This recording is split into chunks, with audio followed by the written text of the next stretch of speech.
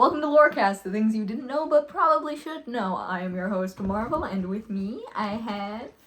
I'm LoganBerry, but you can also call me Logan. Friend! Yes! Yippee!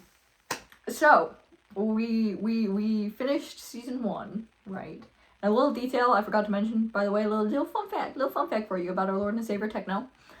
So he canonically has a major soft spot for animals. Like, there's a scene where Wilbur's talking to him and Techno's just, and he's just staring at a dog that's sitting next to them the entire time. The man loves cute things. He loves cute and he loves fluffy things. Emotionally attached to his animals, and we love him for it. Season 2, are you ready? Yep. Okay. Jeez.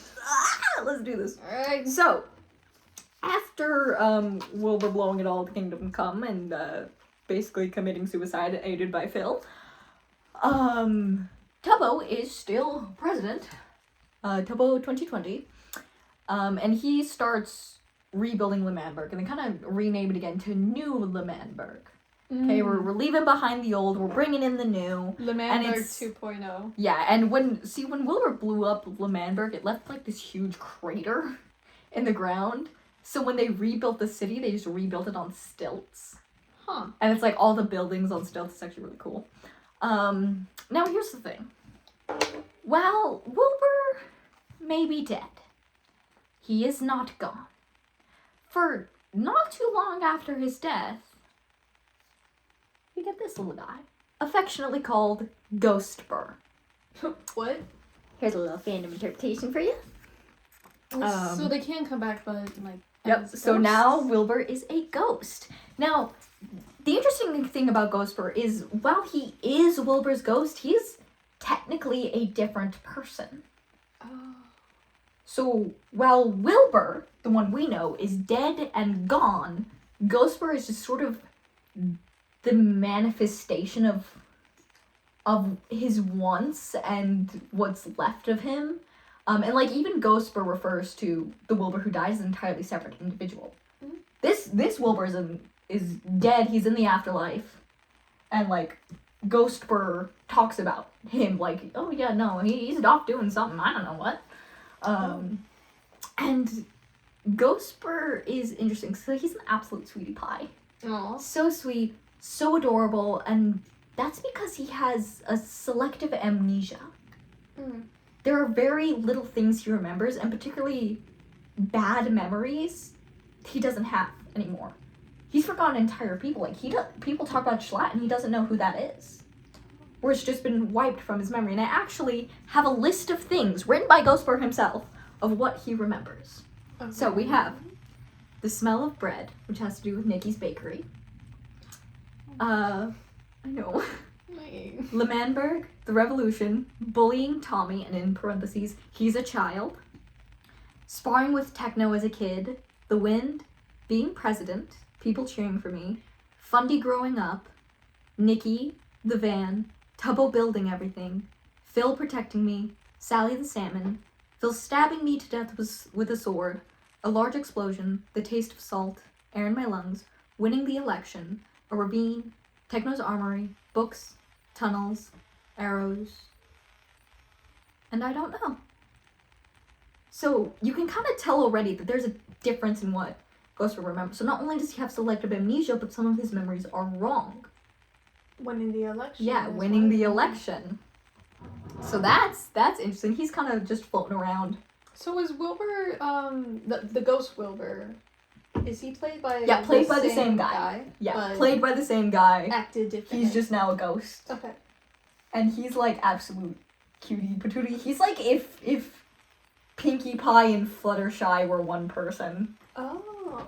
So adorable. That's so sweet. That's an interesting combination. I Ghost like that. her in the window. Aww. Quacky, meanwhile, after the whole fallout of his engagement with Schlatt and Eating his heart, the end of Manberg, he temporarily gets engaged to Aerith. This is more just like to secure his political safety after everything kind of went to hell.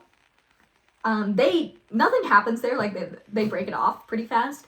And then he does end up falling in love and getting engaged again to Carl and Sapnap.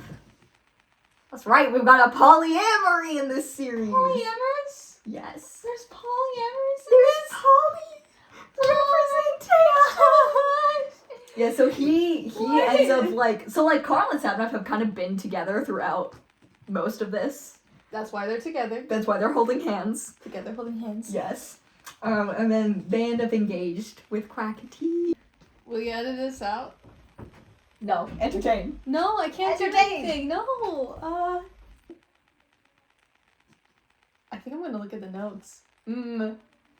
I can't see much from here unless I get closer. Notes look notesy. Huh. Oh, it's just like just what we went through. Oh, the flowers is all Are they entertained?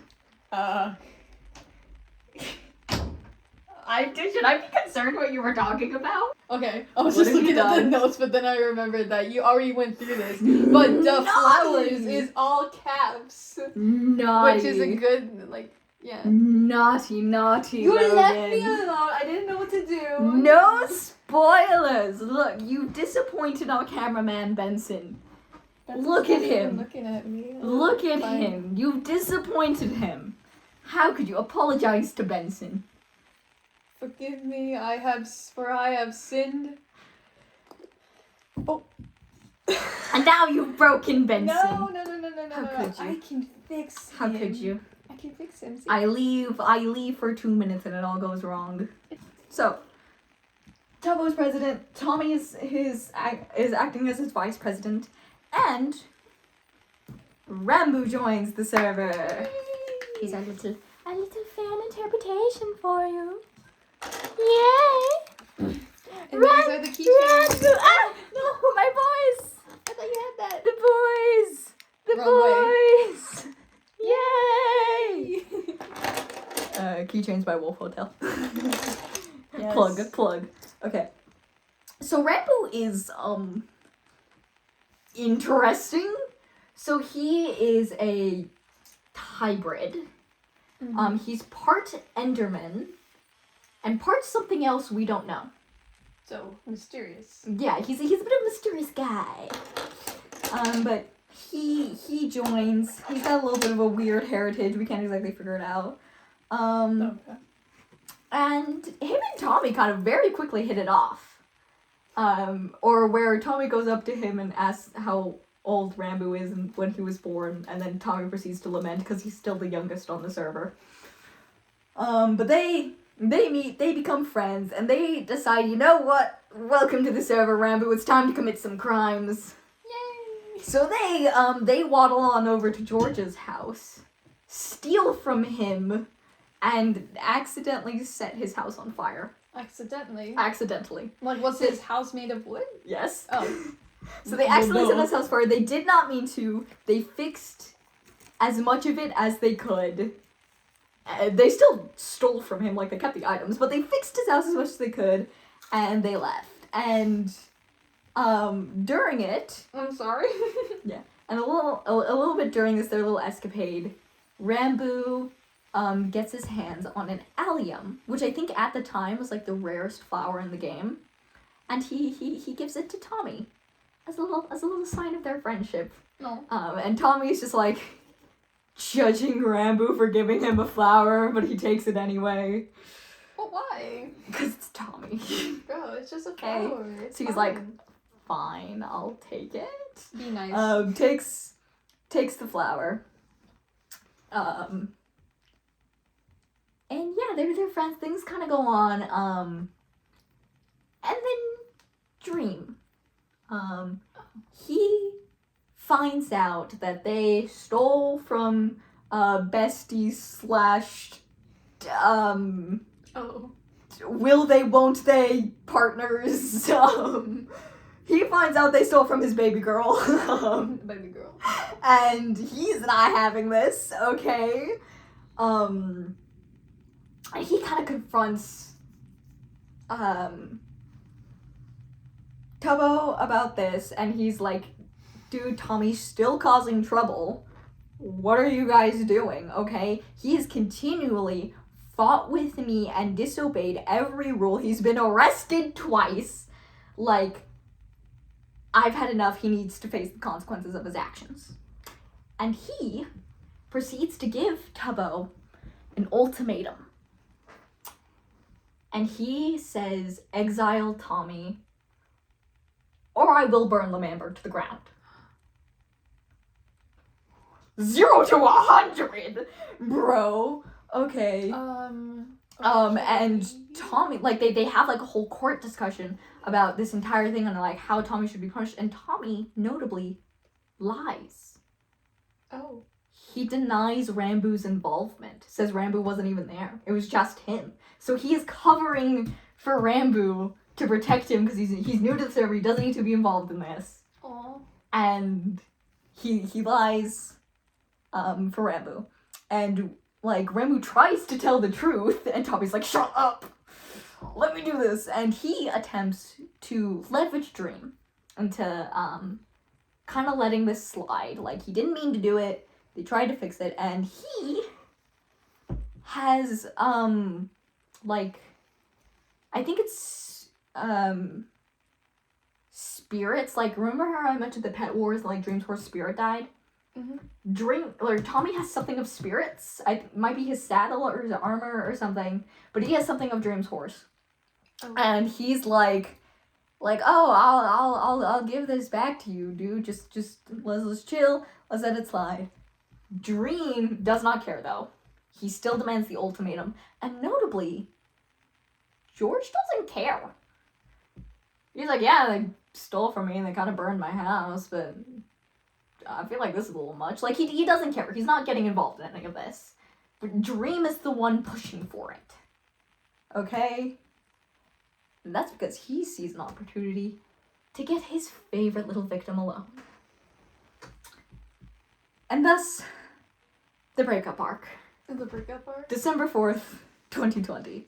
Bro. So, Quackity and Fundy are part of Tubbo's cabinet. And they're for defending Tommy. Like, Tommy's like, you guys, like, aren't gonna exile me. Right? Like, Dream does this. He always starts things just to prove he has control. Like, but we've beaten him once before. We can do it again. Okay, if he tries anything. And Quackity and Fundy are all down for defending Tommy. Okay?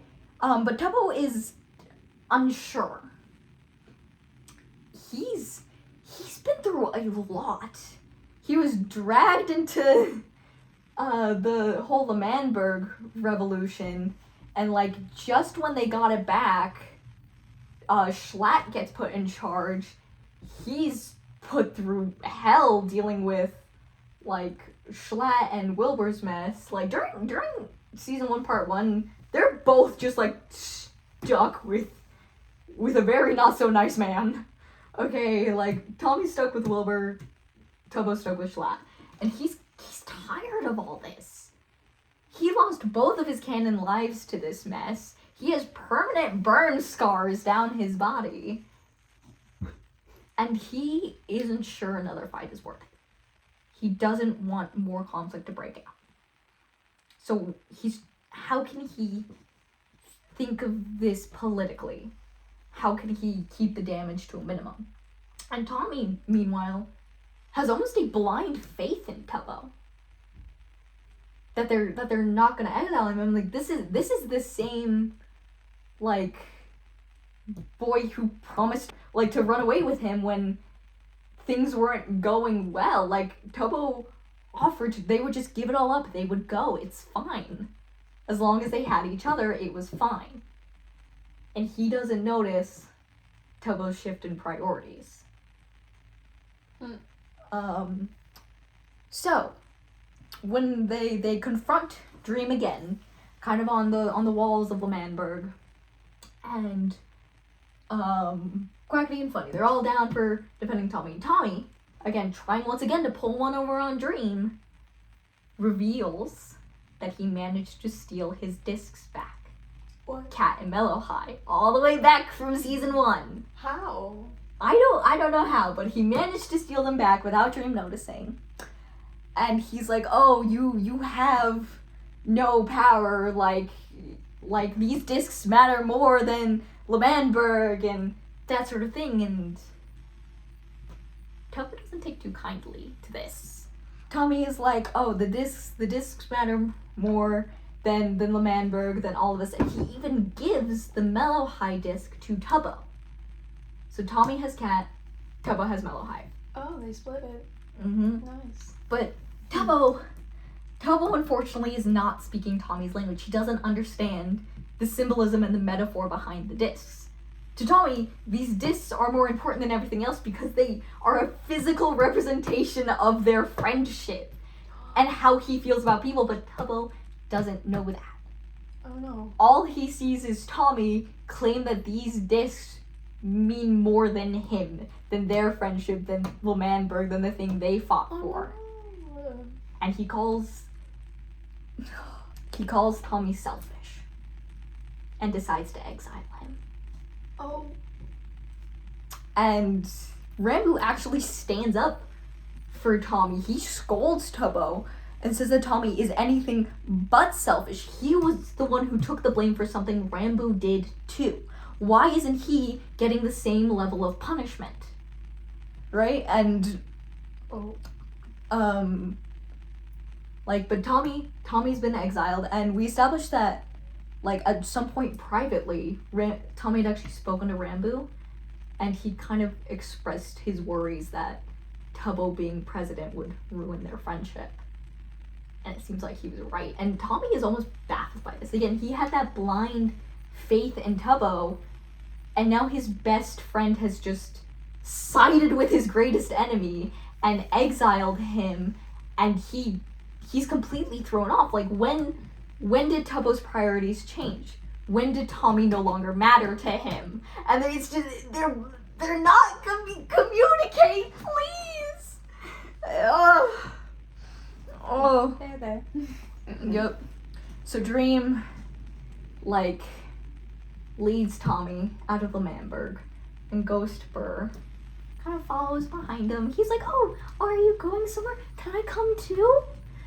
So Ghostbur is kind of following along with Tommy. Doesn't really understand what's happening. Oh. And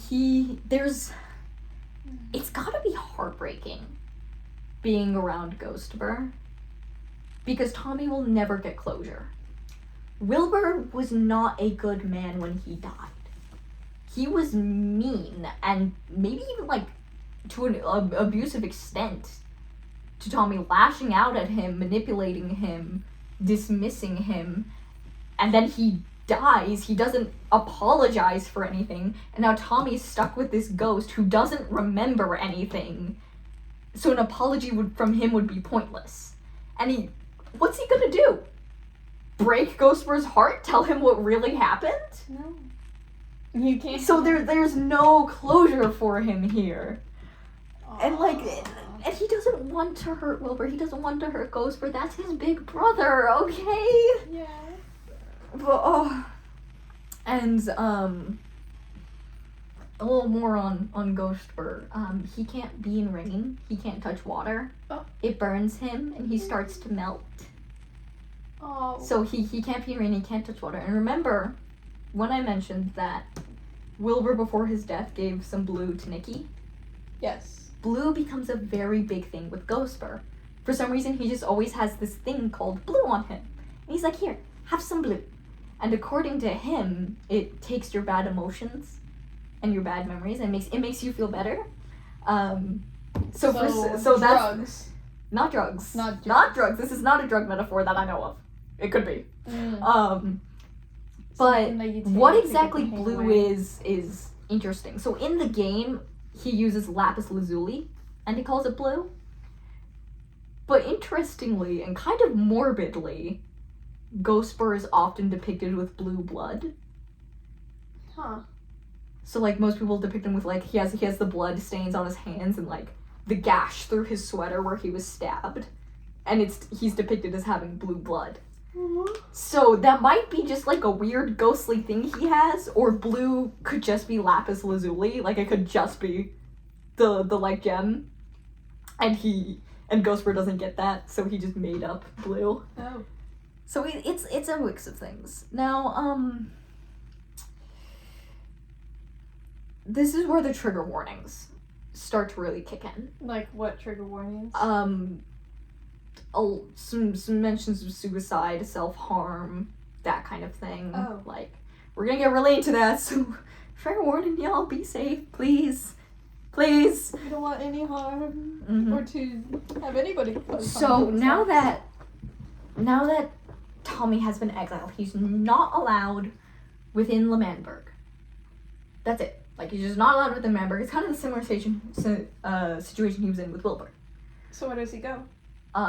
He kind of goes to this beach area. And he builds himself a little tent. He calls it Logdeshire. Logdeshire or something. I might be saying that wrong. Maybe. But he kind of builds this little like hut, like near a forest next to the beach. So he's got like the view of the ocean. And if he were alone, like if he had just been exiled, and it's like, hey, you can't go back to LoganBerry until like, I don't know, your exile period is up, he probably would have been fine. He would have been angry as hell and lonely, but he built himself a house. He would have had a nice life if he were alone. Mm-hmm. But he wasn't. Oh. Because like I said, getting Tommy exiled was less about punishing him and more just finding a way to isolate him. Technically is, Yep. since like he's He's alone. by himself. Wilbur's dead. His friendship with Tubbo has been destroyed. And the only one there to watch him is Dream. And this is where the sort of cycle starts. So I think Exile lasts 2 weeks, and Tommy, like the actual person, streamed every day for 2 weeks straight of just his character's decline. Like, even his Minecraft skin got more and more, like, damaged. What? So, if he were on his own, he could have built something, but every time he tried to do something a little more than that tent, to get some tools to make the place nice, Dream would come by. And he would visit, and he would be polite, he'd talk nicely. But he would reset Tommy's progress. Like just He dug a little hole in the ground, and he told Tommy to put everything he had in it. And then he'd blow it up. And then he'd leave. All the while being so nice, so friendly. I mean, they are friends after all. No.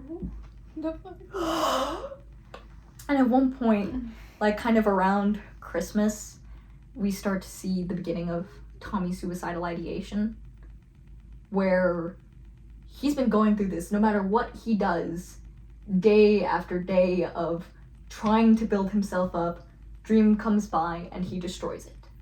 And his only other company is his dead brother, who doesn't understand why Tommy is sad, who doesn't understand what's happening, who doesn't really know who Dream is or the bad he did.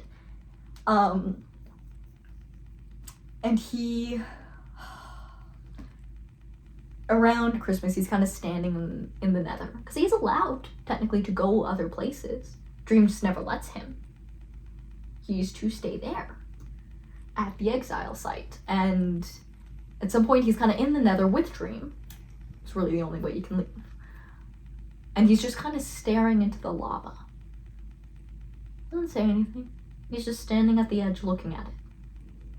And Dream kind of notices, and he's like, "It's not your time to die, Tommy." And Tommy just says, "It's never my time to die." And they go back. And this is like day after day, and this is where the self-harm starts too. Where Tommy would just have a habit of just like with the bow and arrow, shooting straight up and letting it fall. And it would just nick him in several places, slowly damaging himself. Dude. He does get a visitor, like Quackity comes by and actually sees Tommy doing this and pushes him out of the way so he won't get hurt from the falling arrow. And it's just, No. And Dream sort of he lies to him constantly. Like, yes, people can visit Tommy, and Tommy is technically allowed to leave. He's only exiled from LoganBerry.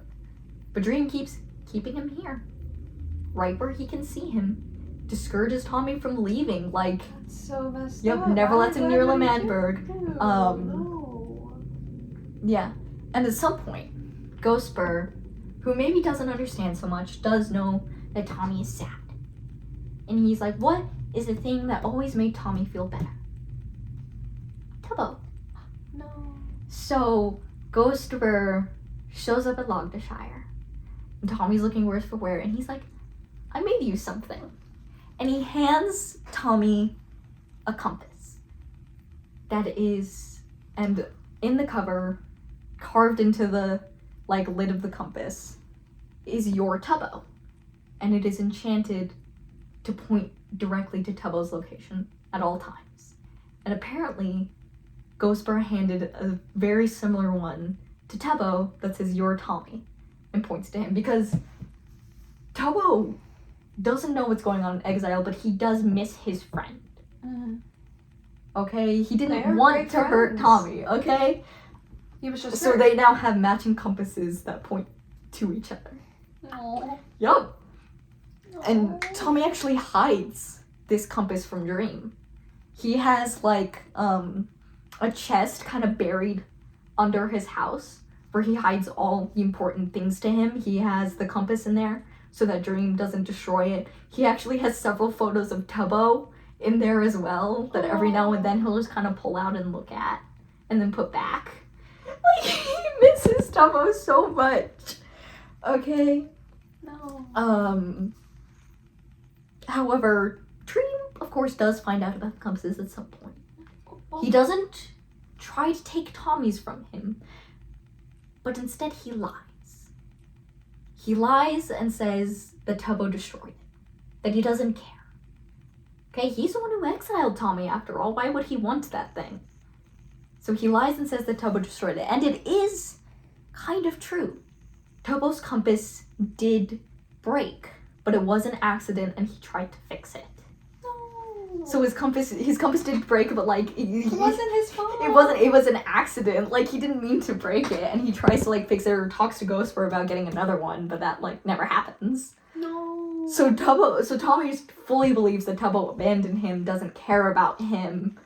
All right. He believes nobody Dream. does. Nobody's really visited him, and like at first he does have this very defiant nature. Okay, Dream's the one who caused all this. Like, Tommy shouldn't believe him. Dream is the ending, but as time goes on and this cycle repeats of getting all his things destroyed and his only company being Dream, who keeps insisting that they're friends and he's doing this to help, that defiance starts to waver into almost a submission, where he's just kind of accepted his fate and his loneliness.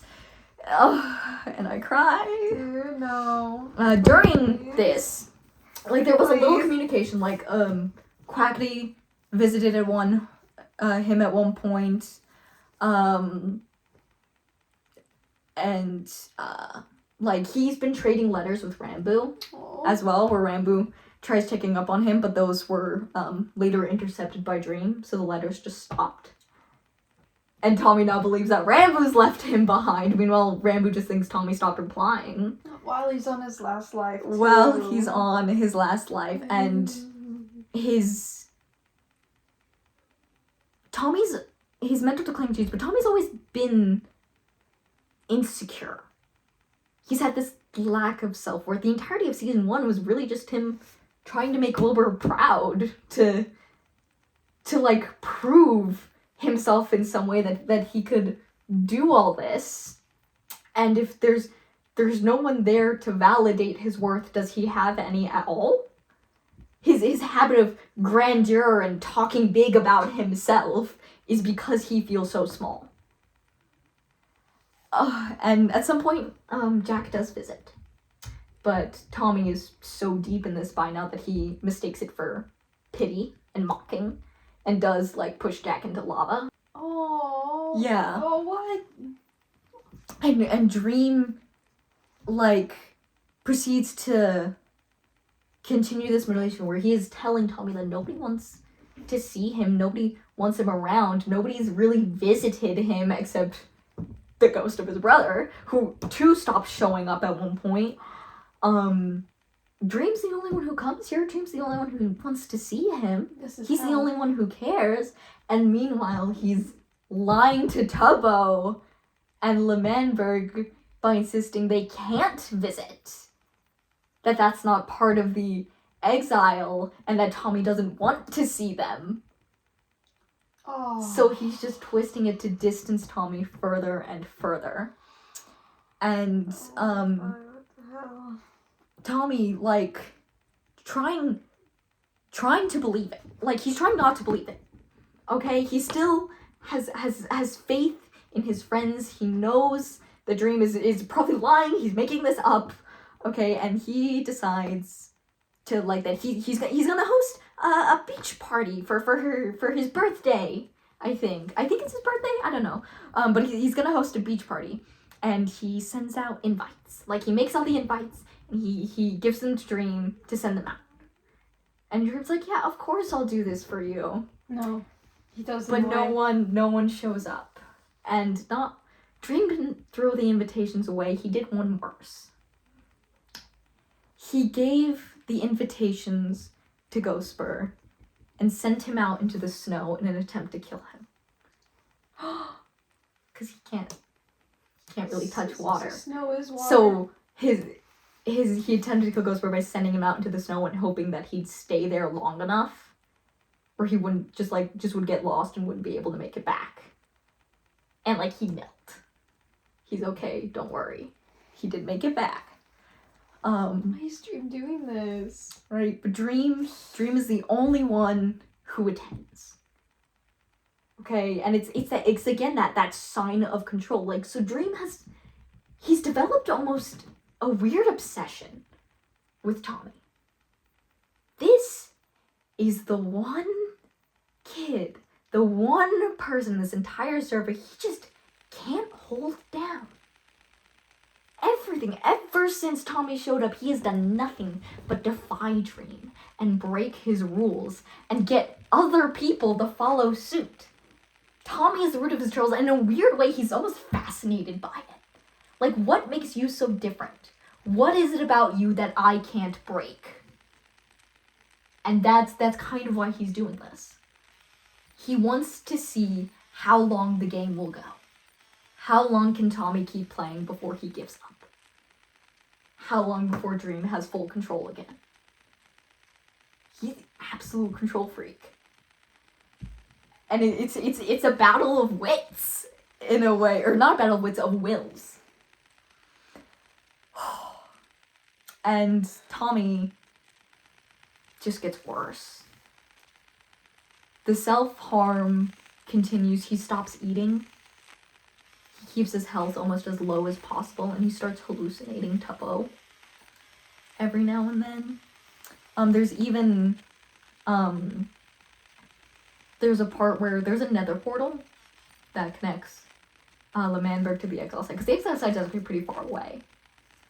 To prevent Tommy from sneaking back to L'Manberg, and at one point, Tubbo does step through the portal, and he, like, sees Tommy, and they make eye contact, and Tubbo just panics and steps back through the portal, and Tommy convinces he hallucinated it, that it wasn't real, and Tubbo just, like, never put that one foot in front of the other to apologize to see him again.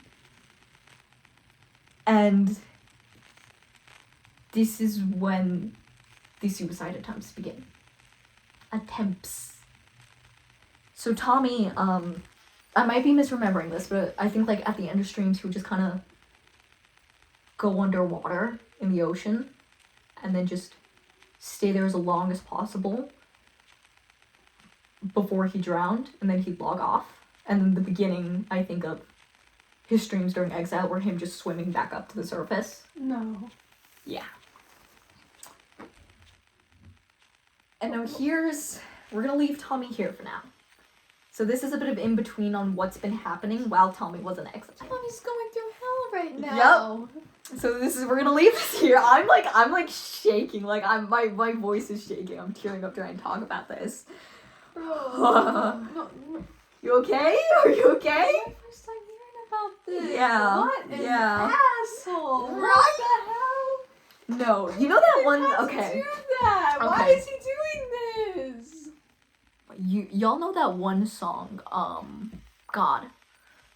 I think it's Nothing, and it's like the song Nothing. I think in parentheses it has like Emily and Dr. Stockhill. It's from like some kind of musical, I think. Literally Dream and Tommy's dynamic to a T. Listen to the song, please, believe me. I'm like clawing at the walls, chewing the concrete. Where we left off in season 2. Tommy is in exile hell. Because of this guy. Yeah. So now we've kind of reached an in-between here. So this is kind of what's been going on while Tommy is #suffering.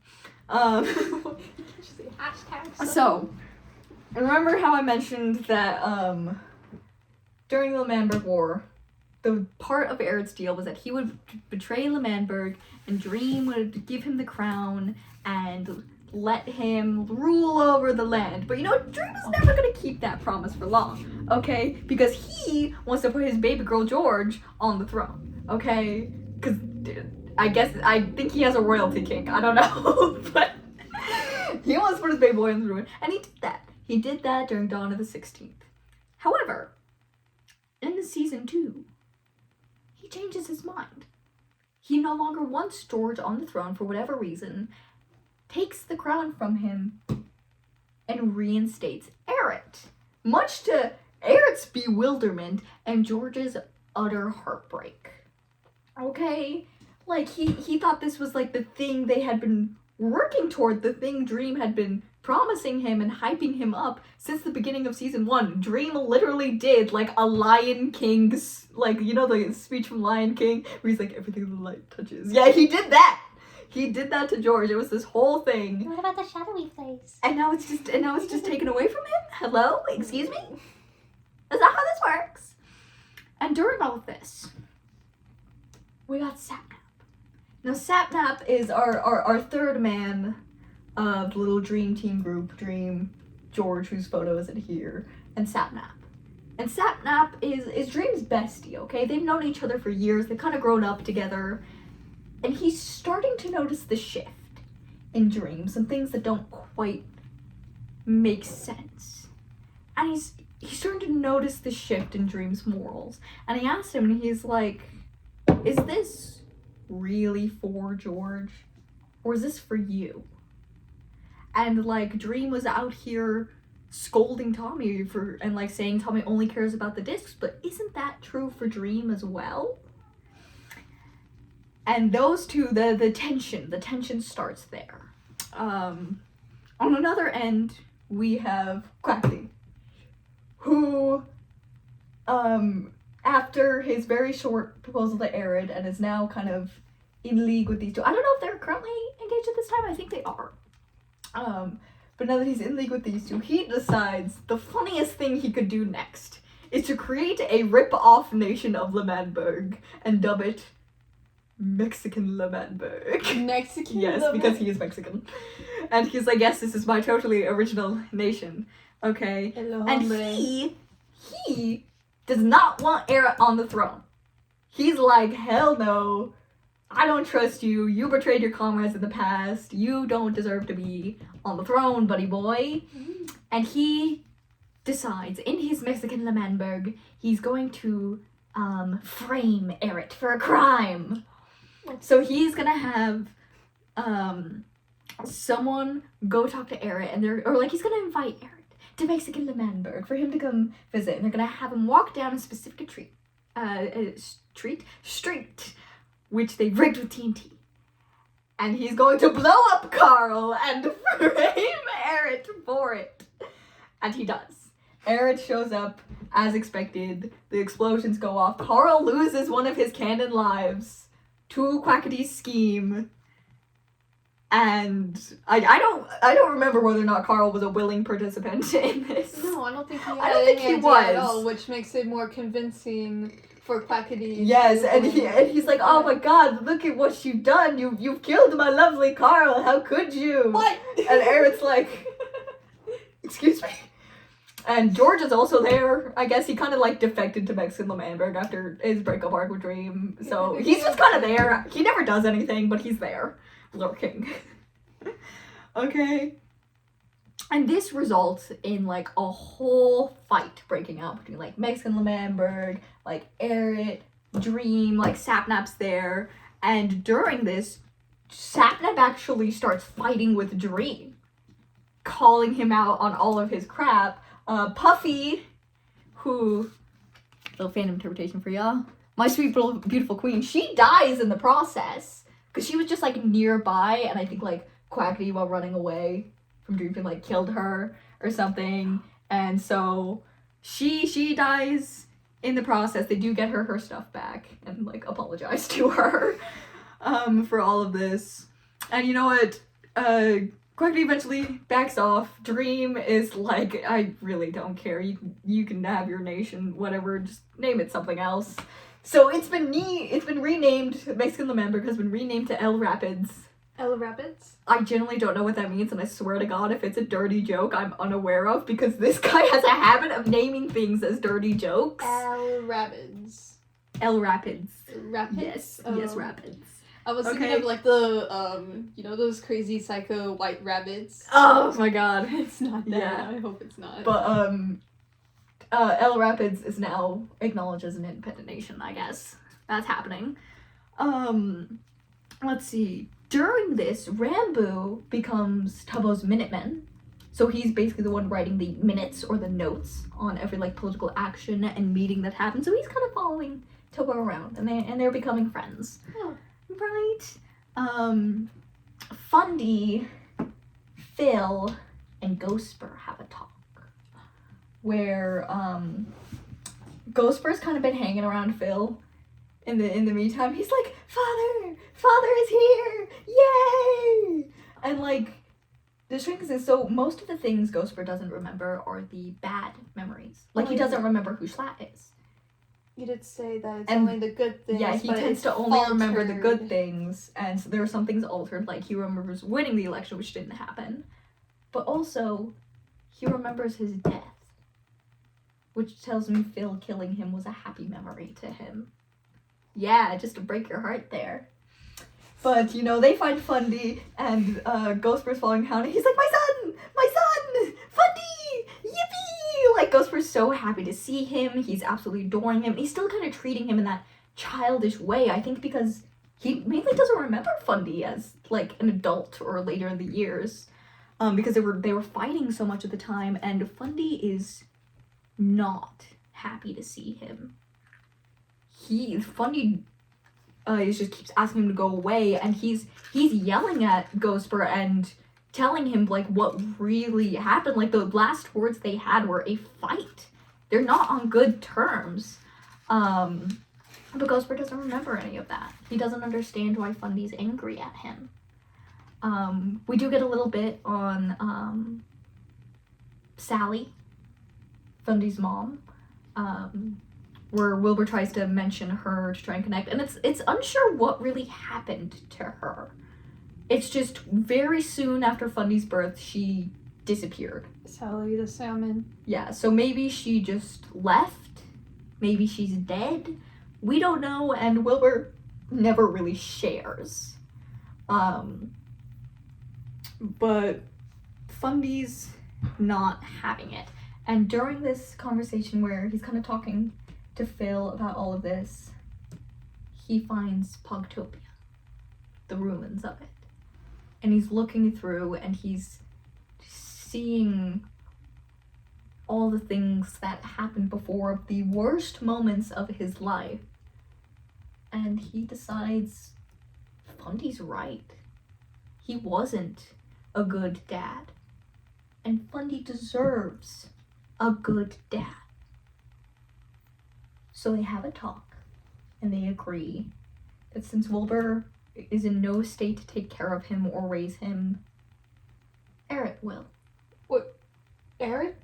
So Fundy and Eret have kind of been friends throughout this, despite Eret's betrayal, and Eret has agreed to adopt Fundy.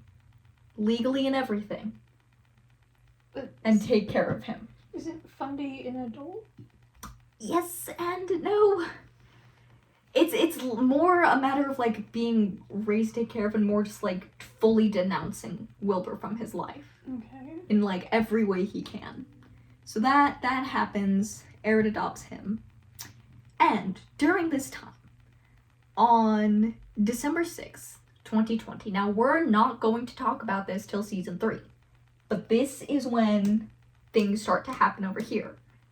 So we're not really going to talk about this for a while, but on December 6th, 2020, Bad Boy Halo discovers the egg under, like, near and under his mansion. At first he thinks it might have something to do with the Dreamins, because the Dreamins previously showed up kind of around here. But he finds this egg, otherwise known as the Crimson, and he notes a few things about it. It speaks in Galactic, which is the enchantment language in Minecraft. There are these blood vines protruding and growing from it. There's a deep smell of iron and metal, and it's slowly spreading. But we're not going to talk about that for a long time. Wait. You just have to know what's happening. Wait, I think I remember, like, from an animation. Yeah, we'll get there. We'll get there. No. Now, also during this time, we have the Hog Hunt. See, Wait. Quackity over here, he's got a little bit of beef with Techno, okay? Or pork in this instance. He's got a little bit of pork with Techno. And he's like, this rat bastard right here. Exactly. No. He's like, this guy was the one to help destroy Lemanberg. He, like, betrayed everyone. He was working with Dream. Like, he decides that Techno needs to pay for his actions and the chaos he's caused. And he goes to Tubbo. And Tubbo, who was publicly executed by Techno, decides, yeah, you know what? Yeah, he kind of does deserve a little bit of knocking around. So they team up, I think, with, like, Ranboo and Purple?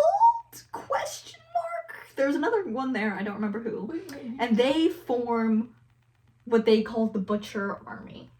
Because they're gonna butcher Techno. That's so messed So they up. start hunting him down. The problem is, after the dawn of the 16th, nobody knows where he went. Yeah, he disappeared. Okay, after, like, stabbing George. But, like, Oh. he's no longer there.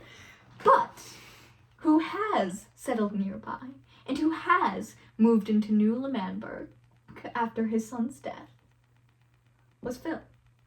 And they know for a fact Phil is Techno's best friend. I would have ran him out. Wait. And I forgot to mention this before, I'm not sure when exactly in the series this happens, but Techno has something he dubs Emeralds of Friendship, and he gives them to those he deems worthy. So he does give them to Phil, and it's interpreted as matching emerald earrings that they each wear, like one has the left and the other has the right, which is adorable, and I love it so much. You're not mentioning that because the fanfiction is... I'm joking, you can tell them. Wait, what is it pronounced? Passerine? Passerine, Yeah, we were reading a bit of Passerine. Marvel did. We're like chapter 5. Yes, I've been reading to her Passerine while we've been waiting for the technical difficulties to fix itself. The ship is there. I love them so much. Kristen, Miss Trixton, you are a beautiful, fabulous, amazing woman. If you were to start streaming, I would sacrifice all of my worldly possessions to you. You are one hell of a matriarch. I love you so much. Please disregard us for the next few minutes as we ship your husband with another man. Sorry. If you're from QSMP, I'm aware of the ships in there as well. If I do cover QSMP, don't worry, you will get your content. I love them. Okay. Whether or not it's platonic or like brothers in arms or whatever, I need them together forever. Ah! Bro, I love them so much. Okay. So they like show up at Phil's house. They interrogate him for Techno's location, and Phil's like, I don't know what you're talking about. I don't know where he is, right? As he should. And then, as they're interrogating him, Tubbo's kind of looking around his house. He starts looking through the chests, and he finds a compass pointing straight to Techno's cabin in the Arctic. Something Techno gave Phil so that he could find him. And they proceed to put Phil on a house arrest. He's got an ankle monitor. He can't leave to warn Techno. No! Right? And they go off to hunt down the blood god. Alright, and Phil, he like quickly writes to Techno, and he's like, dude, they're coming for you. You gotta go. Okay? And he sends one of his crows off to Techno. And Techno receives the letter. Okay? But he's not gonna run. No, he's not that kind of man. Oh You come knocking at his door, he's just gonna kill you himself. Just realized. Alright. Is that like an interpretation of him talking to his chat and then one of his fans went over to Techno's stream? It could be, honestly. That sounds like it. I haven't watched the stream in a minute. He could have just like done the / whisper to Techno. Probably. But like it's interpreted as him sending a letter with one of his crows. Phil's fans going to Techno's stream like, Techno! Run! So the butcher army shows up at Techno's house. Ghostbur is tagging along too. He doesn't know what's happening. He's just like, oh, you're going to visit Techno? Can I come? And they're like, yeah, Ghostbur, you can come. Because who's going to tell this baby boy no? Okay. So Ghostbur's there being a cutie pie, and they throw down with Techno. Okay, and Techno is beating them to hell. They are not winning. Yes, okay, he's bringing them through it. But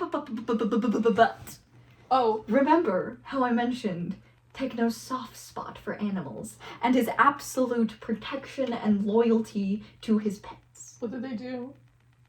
Q threatens his horse. He pulls an axe on his horse, Carl. No! And he's like, Technoblade, put down your weapons or I'm going to kill your horse. Not Carl. And Technoblade's like, not Carl. Not And he Carl. puts down his weapons. He puts down his weapons and he agrees. Okay. And they're on their way. They've like chained him up. They've got him in the shackles and they're bringing him back to New Lemanberg through the snow. During which Ghostbur, while wandering around, finds himself a little sheep in the Arctic. A blue sheep. And he names her Friend. And he's like showing her off to Techno. And he's like, Techno, look at my friend sheep. Or my sheep friend. And Techno's like, that's great, Ghostbur. I'm gonna die. And apparently, because Ghostbur kind of waddled over to Phil at one point, and he was like, Phil, I'm very sad that, because I love Friend so much, and I'm sad that she might die. Can we make her immortal? And Phil's like, yeah, Friend is now canonically immortal. And he may or may not have used, like, some of Wifey's magic as the goddess of death or something, and I was like, the sheep is now immortal. Okay. So, yeah, and Techno's just kind of vibing along throughout this, despite being marched to his execution. That's crazy. Okay. So they bring him to New Lemanberg. They have the like little stage set up, and they have a cage that they're gonna put Techno in. And high above them, they've hung an anvil that they're gonna crush him with. And as they're walking through, Techno sees Phil trapped in his house, and he's like, Phil, what did they do to you? And he's like trying to get to him, but they drag him back, and they drag him to the totem, and they put him in the cage. And as Tubbo's making his little speech about how Technoblade needs to pay for the actions he's done, somebody is watching from one of the roofs. 2 people, actually. Dream and a man named Puns. Now you're gonna see Puns quite a bit, and he's kind of Dream's #1 right-hand man, his lackey. Okay, basically Dream pays him and Puns works for the money. And he's like, hey, as long as I'm getting paid, I'll do whatever you want me to do, boss man. And so Dream sends Puns down, and Puns like drops the potions, and he starts attacking the butcher army. Oh, it's an ambush. Yeah, to try and free Techno, and Tubbo still manages to pull the lever. And the anvil comes down and crushes Techno's skull. But you really thought it would be that easy to kill a god? No. Techno had hidden in his inventory a totem of undying that they didn't manage to get off him, and like his body like reconfigures like the muscle and the bone, and he climbs on top of the anvil to jump out of the cage, right? He starts taking off to go and find Carl, right? And he kind of runs into a cave where they kept Carl. He's trying to escape, and he kind of makes eye contact with Dream. And they have that little, like, silent Dream letting him know that he was the one who helped Techno get out.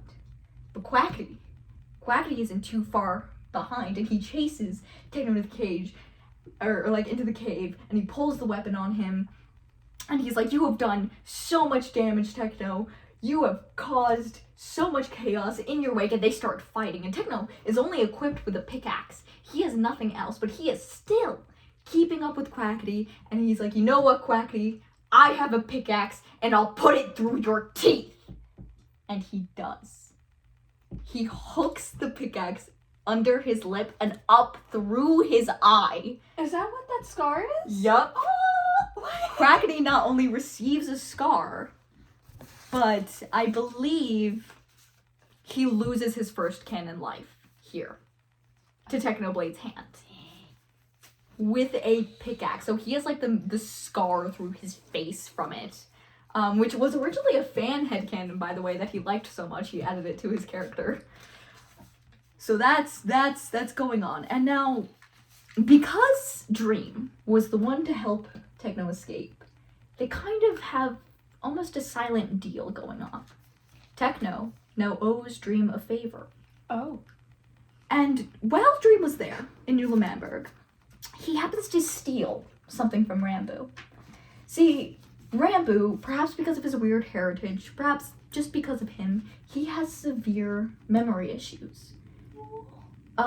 Like some form of memory loss, where he has to keep a book, where he'll write things down of things that have happened and things he remembers, and it's like a daily thing. Like, he'll wake up one day and just not remember who people are. So he keeps a memory book to keep track of everything that happened, who his friends are, like where he is, almost who he is. And Dream takes that memories book, unbeknownst to Ranboo. And that's kind of where Hog Hunt ends. Oh. Now. Wait, is Carl okay? Carl is okay. Okay. Techno escaped back to the Arctic. Phil managed to break out of the ankle monitor, and he flees with Techno. Okay. So they're off to live in peace in the little Arctic cabin they have. I was actually very concerned. No, don't worry. Okay. Emerald Duo will live another day. So they they flee to Techno's cabin in the Arctic, and they're kind of living together now. Now, back to Tommy. It's okay. It only gets worse from here. So, Tommy, his torment has not stopped. Like, this has been going on all while he's been in exile. And what day is he on? This is like the end of his 2 weeks here, right? So we're nearing the end of this. And Tommy has a little, I think I mentioned this before, but he has a hidden chest under his base where he keeps the compass pointed to Tubbo and several photos of Tubbo as well that every now and then he just kind of pulls at, looks at, and cries before putting them back. Now, Dream eventually does find the chest and blows it up in front of Tommy. Where Tommy comes into his tent and he sees Dream there, and you like can see his panic.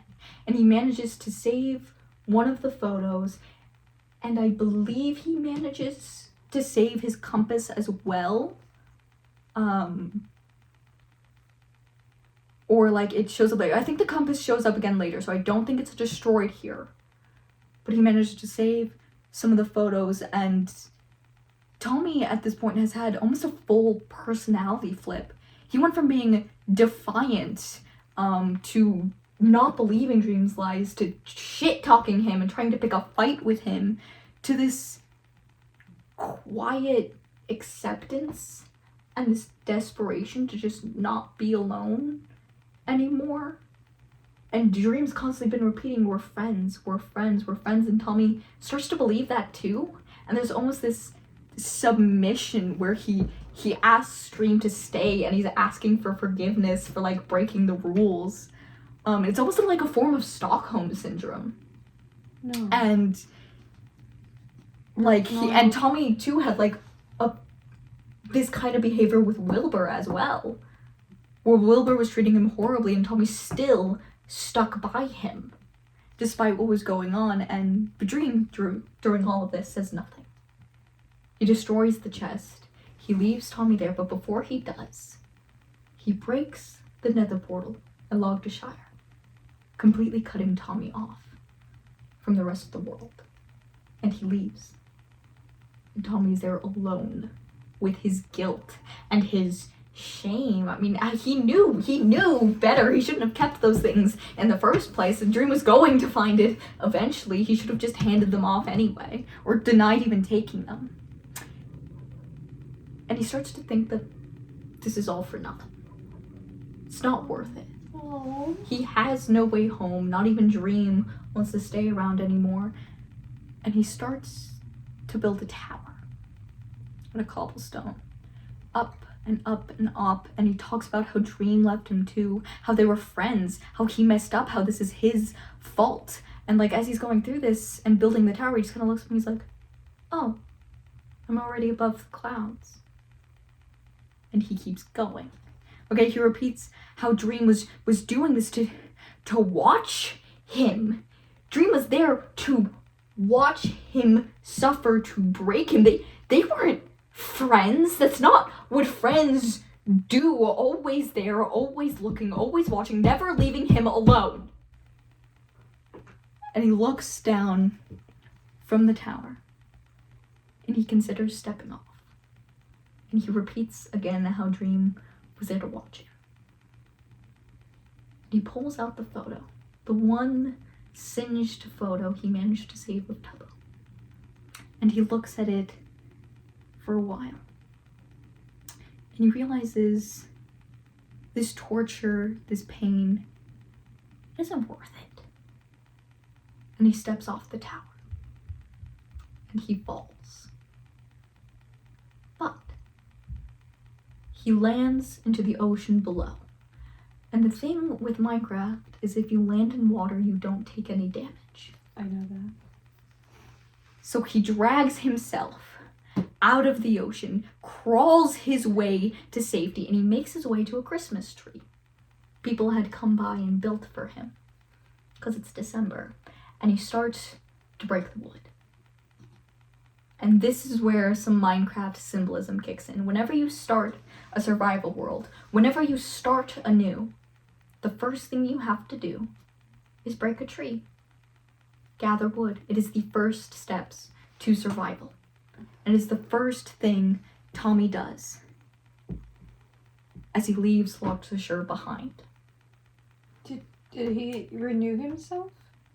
Yep. He's regained some of that defiance, some of that light he had before, and he makes his way north through the snow.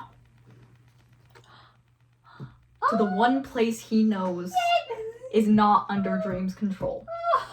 Technoblade's cabin. Now, Techno isn't there at the time. Presumably, I think this is happening while Hog Hunt is going on. So he kind of like crawls his way, like he hides under Techno's house, like the little raccoon boy he is, and he just starts like stealing some of his supplies and hiding out, just like in his basement. He acts like to a hide farmer. from Dream. Yeah, he's like a little raccoon who's infested Technoblade's cabin. Now, that was my after fault. It's Hog fine. Hunt, after Dream stepped in, after all of this going down, Tubbo has been suffering from guilt. He thought sending Tommy away was the best choice, the safest choice for everyone. He thought it would have been fine. But the guilt is eating away at him, and he knows that Tommy, no matter how selfish Tubbo thought he was, no matter how much Tommy brought in so much chaos, no matter what he did, that was not his fault. Dream was the one going after him. Dream is the bad guy. Dream is who he needs to take down. So, why not another festival? He decides to host what they're calling the Green Festival, just for Dream. And they want to lure him there, trap him, and hopefully kill him. And once he's reached this decision, he goes to Lorecast, Tommy's exile site, maybe to tell him, maybe to bring him back. But when he arrives there, all he sees is the blown up remains and the tower toward the sky. And he assumes Tommy is dead. He assumes his best friend has killed himself. And he sobs and blacks out. When he wakes up again, he kind of has... There's so much pain and so much going on that he almost represses it. He just sort of compartmentalizes it. They hold a funeral. Tubbo builds a grave. And he too is a child, and he's been through so much pain, and he has to keep going. He has to keep working. If he stops, he will break down. So he compartmentalizes it. He represses what happens, and he moves on.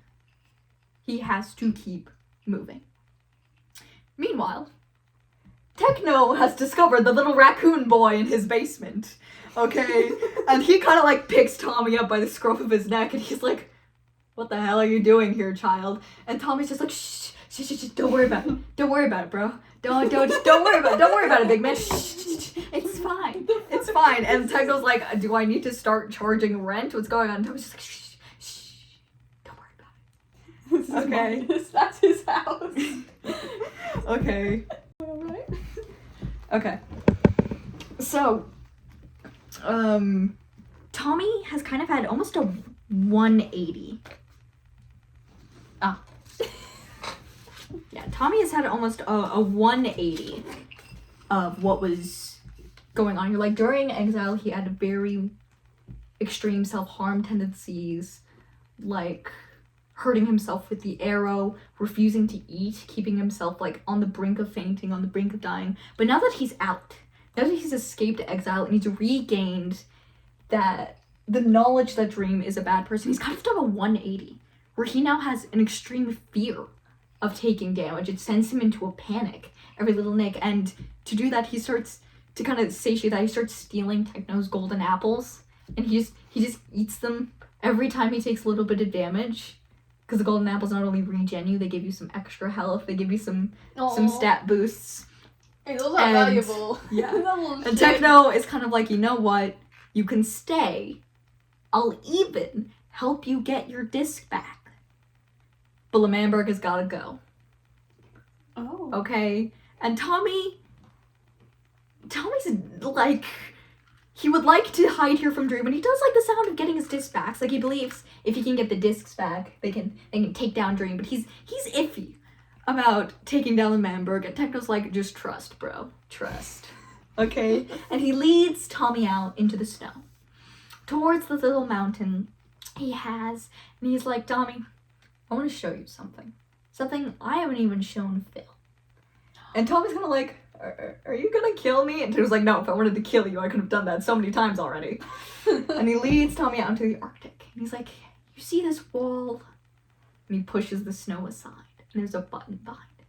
And he like tilts his head and tells Tommy to press the button. So Tommy goes for it, presses the button, and the wall starts to split and come apart and reveals a room lined wall to wall with wither skulls, which is what you use to fight the wither. Which, note, is a pretty rare item to get in the game. The drop rate, you have to kill like hundreds of these things to get one skull, and it is lined wall to wall. Techno's like netherite gear is in there, and Techno like starts laughing while Tommy is just like he's screaming, and he just goes, "Welcome home, Theseus." Whoa! Yep. Oh, that's reoccurred. Oh. And you know what? Tommy agrees. He'll help Techno. He'll even take down the Manberg, as long as they kill Dream, and as long as Tubbo is spared. And Techno agrees. So they reach a little deal going on. Now Ranboo, he feels bad over what happened in Hog Hunt, okay? He had no personal beef with Techno or pork with Techno. He had no reason to hurt him in that way, and he feels bad for it. So he goes to Technoblade's cabin to help him, like, regain some of his stuff and the things he lost during it. And Techno kind of, like, vaguely threatens his life. And Ranboo, Ranboo's like, he's like, dude, I'm just here to bring my gear. And it's there that he finds Tommy, who he thought was an exile. And Tommy's a little pissed to see Ranboo, okay? Because he still kind of believes that his friends abandoned him. And, like, he stopped receiving Ranboo's letters, and Ranboo, like, reassures him that nothing about their friendship was out of pity. He does genuinely care for Tommy, and he's glad that he's safe. And he doesn't mention going to Techno or seeing Tommy to Tubbo. And this could be out of loyalty, or it could just be his memory issues, but after the events of Hog Hunt, he's kind of grown judgmental, and there's a little shift in his loyalty against the L'Manberg government. But, like, this is kind of his first exposure to it, and he's not sure he agrees with what they're doing. Okay? He goes back to L'Manberg, checks his house, and realizes he doesn't have his memory book. And he kind of starts to panic. Like, this is something he keeps on him. He rarely ever, like, puts it down. So if it's gone, it's distressing. But he, like, looks through, like, he realizes he doesn't have it on. He looks through the chest in his house, and it's there. And it's just not where he usually put it. Ooh. He doesn't remember putting it there. It's unlike him. But as long as he has it, it's okay. It's been edited. Now, Dream, visiting Exile once more, sees Tommy is gone and starts to actively hunt him down, which eventually leads him to Technoblade. And Tommy once again, like, hides in the walls and, like, under the floorboards. He's got the gapples, and, like, he's using like, invisibility potions to hide just in case Dream looks. But he still has that fear of taking damage and that fear of Dream. So he's, like, eating the gapples to make sure, like, if Dream finds him, he'll have some protection. And meanwhile, Techno hears it. He's just covering for Tommy. Like, Dream finds the signs of Tommy's to-do list, where it's like, build cobblestone tower. And I was like, oh yeah, Techno's like, yeah, no, this is my to-do list. Yeah, that one's done. Build a girlfriend. That one's still a work in progress, Dream. Oh my gosh, wait, I think I remember, like, listening to that clip, yeah. And he's like, cringe therapy, but spelled wrong. It's a hard word to spell. You're an English major. I dropped out of college because Minecraft was the only thing I had the mental capacity for. And he's just covering for Tommy. All while Tommy, quite loudly, is, like, with the invisibility potions. But Dream, you know, he decides to leave. Being in a fight with Techno ain't really worth it. And Techno's just so exasperated. He's like, Tommy, you're the worst at hiding ever. So Dream pretty much knows Tommy is there. But he doesn't, like, try to force or forcibly get his way to him. Okay, so he leaves. Alright, and he lets Tommy have this. And Tommy kind of has this idea. He wants those discs back from Dream. Not only are they his, but he's kind of added a new meaning to them. L'Manberg was Wilbur's unfinished symphony. Tommy thinks that maybe if he gets those discs back, he can complete that melody. Bring a finale to it all. And enter, once more, Drista. Drista. Goddess of Chaos, she just pops by to see her favorite boy, Tommy. And she's like, hi, Tommy! I have some more illegal things for you. And so she pops on by to say hi to Tommy, and she gives them items they can't access if they're not in creative. So she gives them some pieces of bedrock, which is what gives them their name, Bedrock Duo. So she gives them some bedrock, and she's like, there you go, my favorite little mortal, some illegal things for you. And Techno, too, gives Tommy some items. Remember how I mentioned that he gives emeralds to those he deems his friends? Yes. And Phil has one. Mm-hmm. There was another emerald that he never had the chance to give to Tommy, but it is implied that it was for Tommy. Techno never got the chance to give it to him, though, or, like, never had the opportunity. He also gives, Tommy his special netherite axe, labeled the Axe of Peace. He gives that to Tommy as a weapon for him to fight with. And he also gives him a turtle shell helmet. Now, Tommy never told Techno the specifics of what was going on in Exile, but his fear of Dream is clear. Something happened. And it's why Techno starts to feel so protective of him, where he's kind of taken Tommy under his wing, under his tutelage. And the thing about him giving Tommy a turtle shell helmet is, even if he didn't know what was happening, what a turtle shell helmet does is it gives you water breathing. It prevents you from drowning. So the symbolism of Tommy's suicide attempts usually being drowning, and Techno gives him something to present that. And this also ties into the story of Theseus. When Theseus was betrayed, he was tossed into the ocean. So it's that symbolism of him giving him something to try and prevent his fate, following the fate of Theseus. He did say, "Welcome home, Theseus." And another thing I want to add here, because Tommy's kind of preferred suicide attempt method was drowning or through water, I like to think he chose that for a reason. The only other person who was visiting him or sticking around for a while, aside from Dream, was Ghostbur. And what is the one thing he can't touch? Water. He can't touch water. So it's that idea that he chose the one method where not even his brother could help him. Wow. Yep. No. Depression. Okay. So, these two, they're kind of prepping to take down LoManberg. Techno's like all for this. Tommy's more, but they decide to go to LoManberg to check out the scene, and on the way, they pass by this huge obsidian building. Right, and it's kind of been under construction for a while, but this is the first time they're passing by it. This building is Pandora's Vault. Pandora's Vault. Commissioned by Dream from Sam. So Sam is the one building it here. Here's a little fan interpretation. And he's been building this huge obsidian building called Pandora's Vault. What that is, we'll get to it. But they go to LoManberg, they're looking around, and during which they're kind of prepping for the Green Festival. They've got their little Christmas outfits going on, and inevitably Tubbo sees Tommy. And he is wildly confused. He thought Tommy was dead, but he's here with Techno, of all people, and they start to fight. Tommy doesn't agree with how Tubbo handled things with Techno, especially with Hog Hunt. Like, Techno is the man who kind of saved him and is protecting him from Dream.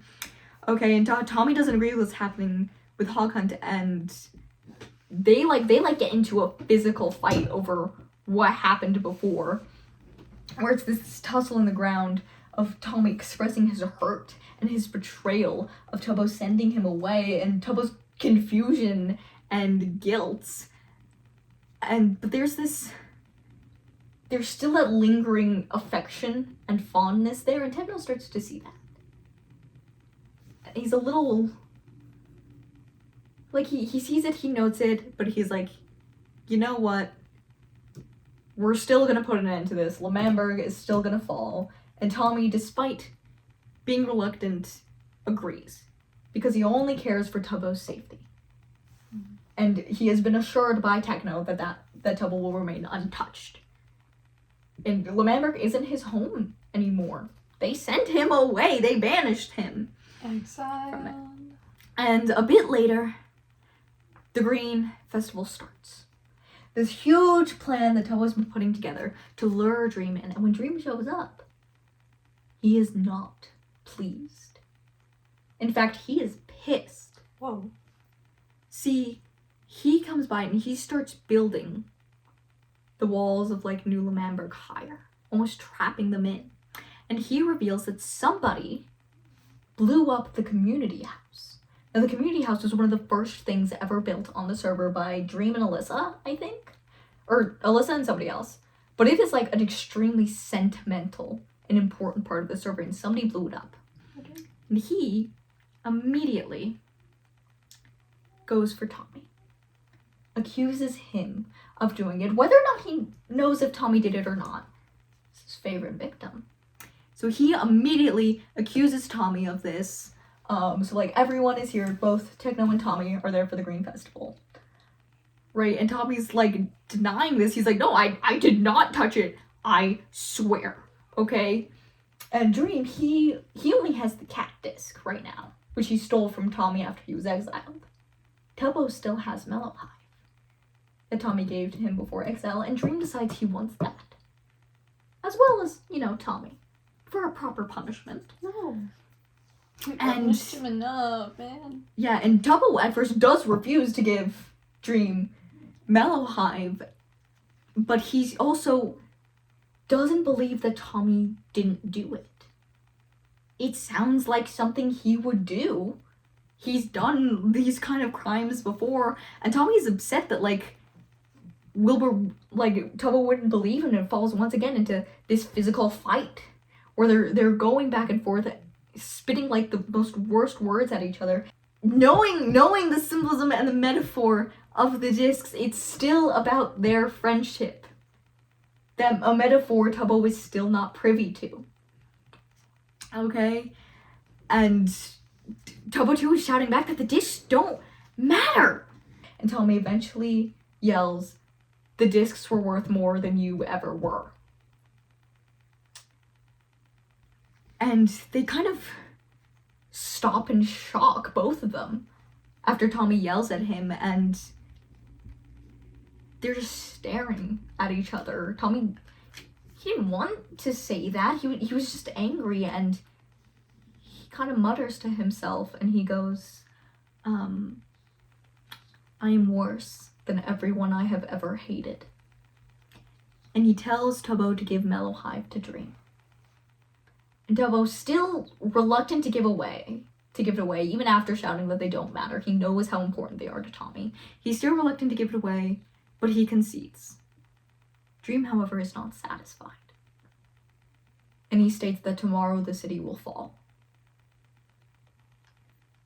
Now, Techno, who's been watching this, is admittedly put off by this whole scene. He knows Tommy has already been on destroying L'Manberg, and he sees that these two are starting to mend their relationship.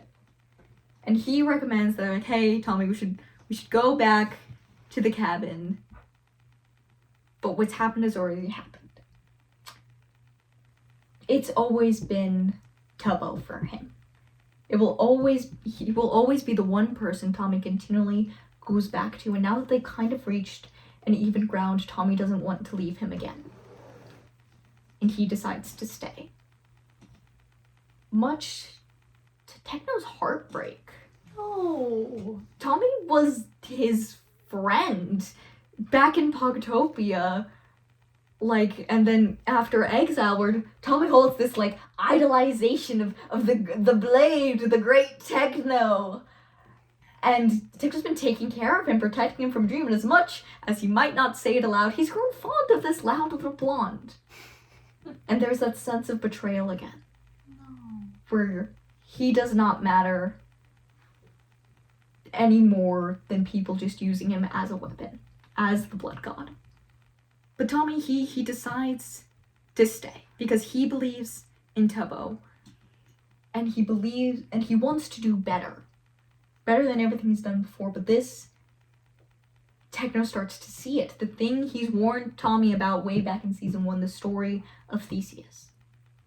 No matter how much you protect your home, no matter how much Theseus protected that city-state, it was his own people who killed him. Regardless, Techno leaves. They're gone. I think it's actually at this time that Techno breaks Phil out of house arrest and they flee. I thought it was directly after Hog Hunt, but I think it's during this. Wait, where Phil's kind of just been in house arrest for him because they failed to get Techno. How long was Phil in house arrest for? probably like a few days, maybe a week or two. Now, Ranboo.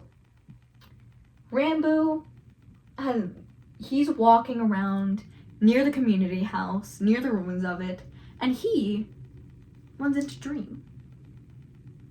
And Dream tells him that Ranboo was the one who burned down the community house, and that he's been helping Dream. And but Ranboo, he doesn't remember doing that. He doesn't remember blowing up the community house or helping Dream. Why the hell would he help Dream? He's the one who sent Tommy off in the first place. He's the one who's been tormenting his home, and he denies it. He calls Dream a liar. And when he opens his memory book to refute it, it's empty. Oh. Except for a small, drawn smile inside. That bitch got edited. The symbol of Dream. Dude, no. Meaning that Dream had taken his memory book and replaced it. And Ranboo now lacks a truth for anything. And it also explains why Dream knew where Tommy went after Exile. If he had stolen Ranboo's memory book, Ranboo had visited Techno and Tommy. He would have written down that Tommy was there. And that's how Dream found out. Yeah! It all goes back. So, now, Doomsday. January 6th, 2021. Doomsday? Doomsday. No. So Tommy, he's been through some shite, okay? After Exile, after his fight with Techno, who had grown to be a companion to him, it's just him and Tubbo, together once more, defending LoganBerry once again from Dream. And he manages to find Sapnap's pet fish that like went missing some time back. I think this was during the Pet Wars, which like Tommy, Sapnap, and I think Nikki were involved in. And he finds Sapnap's pet fish, which we thought was lost to the sea, and he brings it to Sapnap. And he apologizes for the trouble that he's caused him. And like, well, Sapnap has been mainly working for Dream. He's also helped out Tommy every now and then. And you know, Sapnap, he's a cool, tough guy. You know, he's definitely not crying that he has his pet fish back. And he decides to turn against Dream and fight for LoganBerry on Doomsday. He decides that what Dream is doing is wrong. And Tommy, he apologizes to Tubbo, too. Because while what happened wasn't really his fault, he still hasn't really been a good friend. He's just been dragging Tubbo along, never really asking him how he felt, and he has been selfish, maybe not to the degree Tubbo thought he was, but they needed to talk and they needed to apologize. And he understands why Tubbo exiled him. He does not tell him what happened during exile.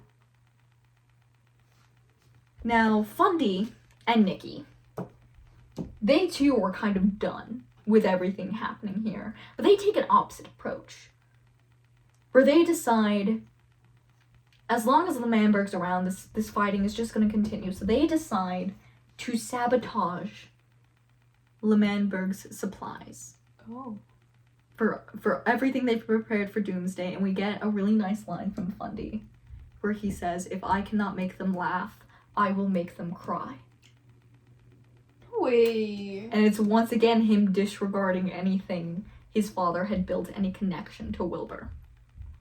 Now, Ranboo, when Doomsday started, he stayed in what we know as his panic room. It was something he built, this little obsidian room under his house in LoganBerry. It's where he goes when his anxiety and his unsureness starts to get too much. So he's hiding out in his panic room during Doomsday because he knows the city is done for. But while he's sitting there, he begins to hear a voice that sounds like Dream. And it reiterated that Ranboo had helped Dream, that he had betrayed his friends, and Ranboo, he denies it, but the voice pointed out what happened with George. Didn't he let Tommy take the fall for a crime he participated in and was a part of? And this causes Ranboo to spiral into a further panic of him denying he would never hurt his friends. He cares about them. He would never work with Dream of all people, and that anxiety, it spirals, it increases until he starts to hear music. The sound of Mellow Hive. And he passes out. No. Now, on the day of Doomsday, Dream is a little bit of a bastard here. He teams up with Techno, who wanted Lemamberg to fall in the first place and sees this as a chance to follow through with his plans. He teams up with Techno and Phil. Phil doesn't really care about this nation, okay? Yeah, it was something Wilbur built, but that's not the Lemamberg he got to know. He got to know it under Tubbo's administration, where they locked him up and tried to kill his best friend. Right. So these three team up on the day of Doomsday. Dream attacked earlier than he said he was going to, catching them all off guard. Techno came in with his horde of wolves. Yes. Right. And where are we? And Phil just summons off Withers. Withers, plural. Like, okay. Mess. And they had built this obsidian grid over the city, which Dream activates. And it slowly just starts to drop TNT and explosives, destroying the buildings around it, the ground below, going all the way to bedrock. Oh. It's just this crater where the city used to be. It's an all-out war. Jack loses his last canon life here, I believe. What? Because he died. Wait, no. What? Yes. Huh? I think it's his last canon life. I don't remember where else I've said he died, but I believe this is his last canon life. It might be that he lost one in the... I know he lost one to Wilbur. I think he might have also canonically lost one in the festival. Like, it might have been both.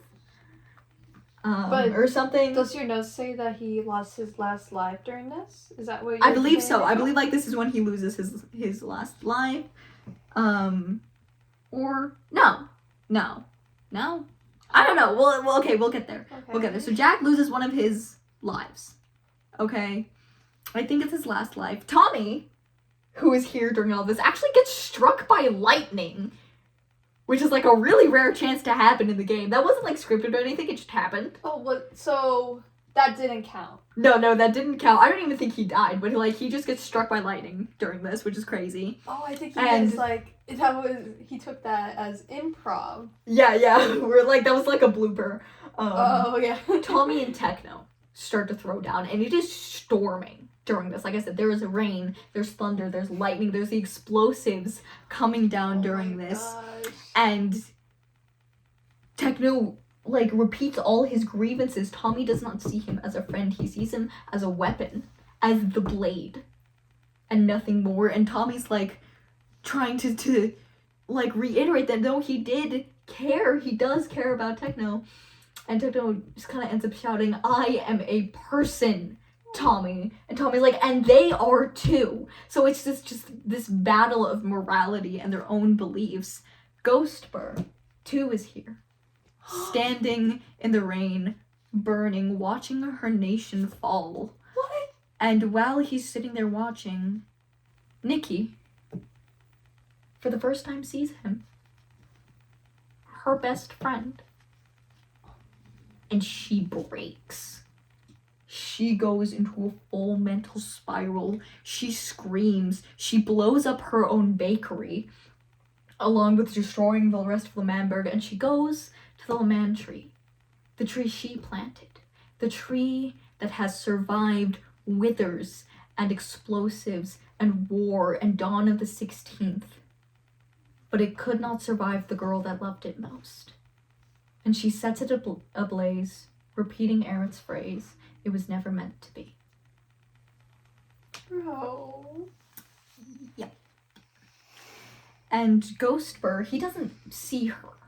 Or at least he doesn't go after her. Who he instead goes to is Phil. And he doesn't understand.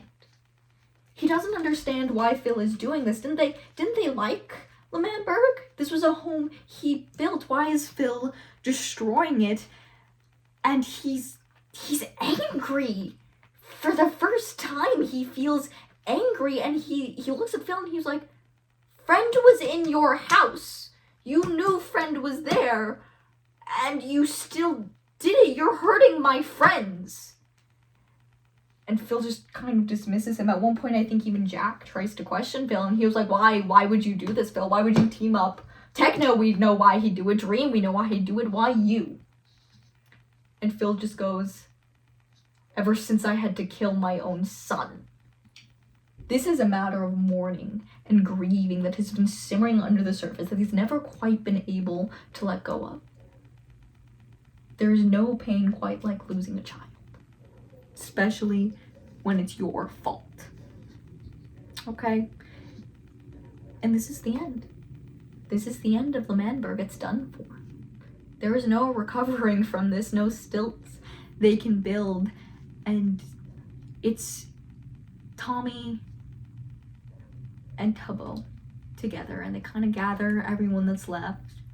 They sing one final version of the anthem to the hymn of Hallelujah, and Tommy and Tubbo fully make up. They apologize. They rebuild their friendship, and I think they even live together for a time after this. And they just kind of go. And they run into Ghostbur. Ghostbur, still kind of melting through the rain, looks at Tommy. And he asks to be revived. And that's it. He goes on.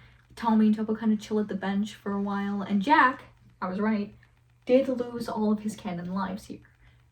But he didn't die immediately.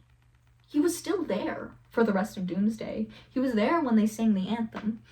And this has to do with the fact that I think Jack is a robot or a type of android. I don't know if this is canon, but it's generally interpreted that he's some kind of android. So it could be that, like, he received lethal damage. It just hadn't really kicked in yet. And he's walking through what's left of, like, the prime path and the streets, and he collapses. And for a moment, he experiences the afterlife, particularly limbo. And what that is, we'll get to. But it is a hell and a torture, and he crawls his way out of limbo through a sheer rage and spite toward everything that happened, toward Wilbur, toward Tommy. And he comes back from the grave, alive once more. Now, interestingly, his rage and his spite toward Tommy wasn't there before his death. It's almost this, like, sudden flip in personality, perhaps because he died, or perhaps he just needed an emotion strong enough to bring him back. But he's now got a rage toward Tommy. And during this, Techno establishes what will be known as the Syndicate, which is an anarchist group, and it consists of him and Phil. And Techno, somehow, manages to get his hands on Ranboo's real memory book. Maybe Dream gave it to him, I'm not sure. And he gives it back to Ranboo. Aww. And kind of invites him to join the Syndicate. Oh, yes. And leave with them. And Ranboo moves to the Arctic with Techno and Phil. Tommy is implied to lose his compass during this time. Like, we never see the compass again after this. So it's assumed, it's like, he lost it in Doomsday. So now both the compasses are gone. But it's fine. They have each other again. Yeah, Tubbo broke his. Yeah, Tubbo broke his. And now we have a little bit of an interlude as people recover from this. So Tommy and Tubbo move in together. They try to rebuild their friendship, relearn each other. And Tommy, understandably, wants Dream dead, and he would really like his discs back. Okay. Again? Oh my gosh, this has happened a few times. He would really like his discs back, okay? This is the one thing the discs keep coming back, okay? It's the one thing Dream sees seems to hold over him, and he's like, you know what, we're gonna kill Dream, and I'm gonna get my damn discs, okay? And Tubbo is like, you know what, I'm with you, man. And they have a little dap up, and they're like, my brother in arms, okay? Nikki and Jack, meanwhile, this is why I have them next to each other, they team up, and they're both angry, and they've been through hell. They've lost their home because of everything else going on, and they're both projecting their trouble and strife onto Tommy. And they decide they're going to try and kill him. They're going to try and put it into, because they kind of believe it. Nikki, she's actually angry at Wilbur, not at Tommy, but he's not there. And Tommy's the next best thing as Wilbur's little brother. And Jack just wants him dead. And I will say, he is a child. This is not his fault. Say it with me, folks. A child is not responsible for the sins of the parent. The child is not... Okay, what did Steven Universe teach us? What was that? Lots happened that way you just... Okay. And Ghostbur would just really like to die, please. He wants to be revived, and they actually have a few revival attempts with Phil and Ranboo's there, and they try a few attempts. It temporarily worked, but nope, he was back, and he was like, I was in the afterlife at one point. I'm back here though. They do it again, and Schlatt ends up popping up from the grave like Ghost Schlatt, and he's dragging Wilbur back, and he's like, please take this little twink back. I don't want him. Wait! Yeah. Huh? Yeah, so... Now you're bringing him back? He was gone in season 1! Yeah, and he's like, by the way, don't revive me. I'm having a great time down here, guys. He just has a cameo. He's enjoying hell. Okay, and Tommy has mixed feelings about all this. He knows Ghostbur wants to come back, but Wilbur wasn't a good person. It might not be a good idea to bring him back. So he kind of has mixed feelings. He's not going to stop the revival attempts, but he's not going to help. Okay. And Ranboo, meanwhile, he visits his panic room. Once again. Panic room? Yes, which was the little obsidian room under his house that he hid in during Doomsday. Huh. He visits his panic room just to check on it, but he finds himself lingering. Dream had been claiming that Ranboo was helping him. And Dream had temporarily stolen his memory book, so how much had he really done that he didn't know about? And that voice, the one that sounds like Dream, returns in his head. Okay? And it says that Ranboo had helped during Doomsday. He had helped Dream, Techno, and Phil. He had been the one to supply Dream with the TNT used in the grid that brought down L'Manberg. And Ranboo doesn't believe this. There's no way he would do that. Surely he would have noticed something, but he gets the urge to check behind one of the walls in his panic room. And he breaks through the wall. And behind it, he finds a chest with some leftover TNT inside. The voice states that it knows what happened. It knows what Ranboo was doing, and since it's a part of Ranboo, his little self-conscious, if it knows, surely Ranboo can figure it out himself. And this is where we kind of get into what's really going on with Ranboo. See, he does have some short-term memory issues, but that's not it. Not the full extent of it anyway. He has something that is later dubbed Enderwalk. Enderwalk? Oh. Yeah. So Enderwalk is this sort of sleepwalking state, hence its name, that Ranboo enters several times throughout the series. It usually occurs after he falls asleep, when under extreme states of stress and fear and intense pain.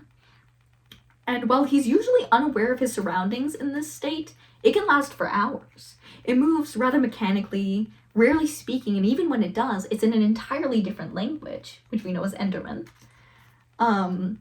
And Ranboo doesn't remember anything he did in Enderwalk upon waking up from this state.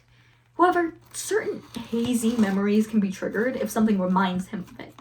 While not aware of it at first, Enderwalk is why his memory book went missing, why he keeps hearing Dream in his head, why he destroyed the community house, and why he keeps feeling like he's hurting people.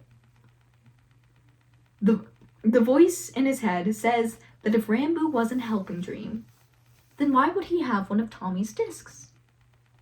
And driven by this, Ranboo leaves the panic room. It seems he can only hear the voice within said panic room. He leaves the panic room and heads back home. He finds himself digging in a spot that he doesn't remember, and he doesn't know why he knows to dig there, but he ultimately finds a chest. And inside is Tommy's disc Cat. That's what really happened to Tommy's disc after Exile. Maybe Dream took it and for some reason let Ranboo keep it for a while. And if this was true, if he had Cat, if what the voice was saying was true, then everything else was true too. He blew up the community house. He helped Dream during Doomsday. And he's been hurting his friends. And he passes out once again. When he wakes up, he goes to check the chest again, but the disc is gone. All he has is a note from Dream saying thank you, with a little smiley face. What did he do? He does later tell Techno and Phil about Enderwalk and the truth of everything, but they don't judge him or blame him for any of it. Thank God. Now Dream, Thank God. Of course they won't. yeah, Dream, meanwhile, he's been kind of letting them recover from Doomsday, but the game's not over. Not yet. And he burns down Tommy's old house. And he leaves for them a compass, pointing them to his base. And he leaves a message for our clingy duo here. If they want to fight, just come on by. We'll see who has the discs in the end. So he invites them over for this final fight. Okay? In which, what is your beef with children, dude? You creep! Leave my sweet little blonde boys alone! This whole time, and You're like the best. You're suspecting if it's acting or if it's real. I don't think I feel like the Exile arc is so good. It is so good, despite it being heartbreaking. And I'm not sure if it's good because it was really well written and scripted, or if it was good because I'm not sure this guy was acting. The weird obsession with Tommy. Leave the minor British child alone. Leave the minor British child alone. Okay? I don't like this. No. I'm having traumatic war flashbacks. No, it's okay. Okay. No, everyone.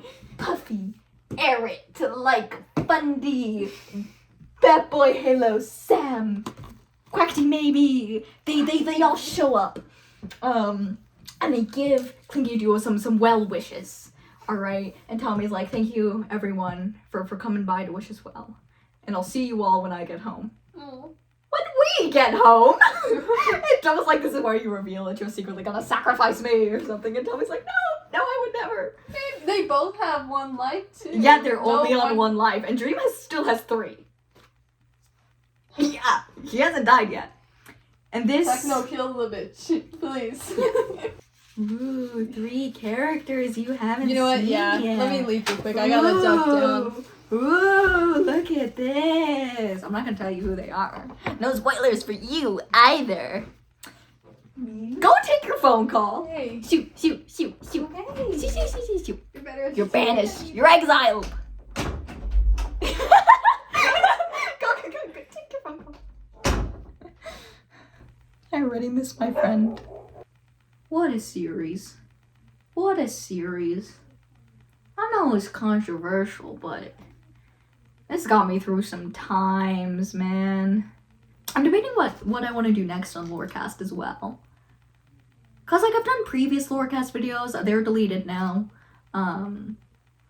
But, like, this was a huge project to start with for Lorecast. Like, this is some Wendigoon level research put into this. And now, even I don't think I've done his level. Oh, my God. If anyone has suggestions or, like, recommendations of what you want me to do, I'd be happy to. Friends! Okay, now to the, this is, you're at the finale. We're at the finale of season 2. We're here. We're here. Okay. The final fight. This is known by the fandom as the disc confrontation, or as I like to call it, thanks to the saddest animation, final waltz. I'll kind of be Dance fight? Dance battle. Dance Like battle. Tomo just puts on the backwards cap. Yes. He goes. Yeah. Tommy's just beatboxing in the background. No, I wish that happened. Dude, that does sound like something that it would happen in DSMP though. I can see it happening. Yeah. So this happens on January 20th, 2021. It's a new year. Wow. Okay. So, Tommy and Tubbo follow the disc, pointing them to dream space. And they cross an ocean through it, and they arrive at the savannah where there was this huge mountain rising from the earth, and they climb up it, and they make their way into dream space, in which he is waiting there for them, tauntingly playing one of Tommy's discs. The music stops, and the fight begins. And we finally get to, like, see these two properly fight together. And it's a whole team up, and it's these two versus Dream, and it's so cool. So they're tag teaming him. They're jumping back and forth, trying to get the discs, trying to kill Dream, and Tommy manages to get his hands on Mellow Hive. Like, Dream just kind of left them out. That's the whole point of this fight. Oh. Who can get the discs in the end? Diversion. So Tommy manages to get his hands on Mellow Hive, but Dream manages to get his hands on Tubbo. And Tubbo's on his last life here. If he dies, he's done for. And Dream is still taunting him. He's like, make your choice, Tommy. The discs or Tubbo, make your choice. And he, like, has the axe against Tubbo. And Tommy concedes. He puts the disc down, like, gets Tubbo back. Because he doesn't want to lose him as much as the discs are important to him. And Dream is just delighted. Like, this is turning out exactly as he planned, and he leads them down a secret elevator deeper into the mountain where he has this stronghold. And inside it, Dream has displayed, almost like a museum, everyone's most precious items or things. Something of Sapnap's. I believe he even got his hands on the Axe of Peace that Tommy lost somewhere along the way. He has all these symbols, Tommy's discs as well, all these precious things belonging to almost every member of the server. And Dream's like, if I can control the things people care about, then I can control the server again. As I said, he's a complete control freak, okay? And he actually admits that Tommy is his favorite. His favorite toy, his favorite victim. Okay, there is something about him that Dream just can't get rid of. And see, here's the thing. He was never going to kill Tommy. No, he needs Tommy alive. That is how important he is to Dream. And the reason why is because Tommy has this effect on other people. He is this burning sunlight, this motivation that infects everyone else around him. Without Tommy, none of this would have happened. Nobody else would have been driven to fight back against him. Tommy's the motivator. Tommy is the one with the most power against Dream simply by existing. It ain't that powerful. So, and Dream, like, even admits he doesn't give a damn about anyone. Not Sapnap, not George. He gave that up. He doesn't need the friends. Not when he can just control them. And as he admits this all to Tommy, he admits that Tubbo, however, is not so important. He doesn't have the same brightness that Tommy does. He doesn't have that same annoying little determination that Dream just can't crush. So why not just kill him now? And he'll keep Tommy locked up right where he wants him. In fact, that's why he commissioned Pandora's Vault in the first place. See, Pandora's Vault is a prison, one he had built specifically to keep Tommy still, so he won't run away again. Not like an exile. No, Dream made that mistake before. And Tubbo accepts it. There's nothing they can do, and he is willing to die if it means Tommy can get a chance to get out later, a chance to break free. And Tommy he's panicking, and he's like shaking because literally everything he has done has been for Tubbo. Tubbo was his reason not to commit suicide during exile, and it's not like he can trade his life for Tubbo's. Tommy is the one that matters. Even if Dream were to kill Tommy, what's to stop him from killing Tubbo after? And he grabs Tubbo by the shoulders, and he admits, and he's like, throughout this, I've been running around and dragging you into the schemes as if you were my sidekick, but I was your sidekick. And he asks Tubbo, and he says, what am I without you? And Tubbo just says, yourself. But even Tubbo sounds a little broken and unsure. And as they're sitting there, saying their final goodbyes, someone steps through the nether portal down in the secret little hub. And it's not who you might expect. Puns. Dream's little lackey, his hired mercenary. He steps through the portal and he defects. He turns to Dream and he says, I'm sorry, Dream, but you should have paid me more. And through the portal steps out everyone who wished them well before.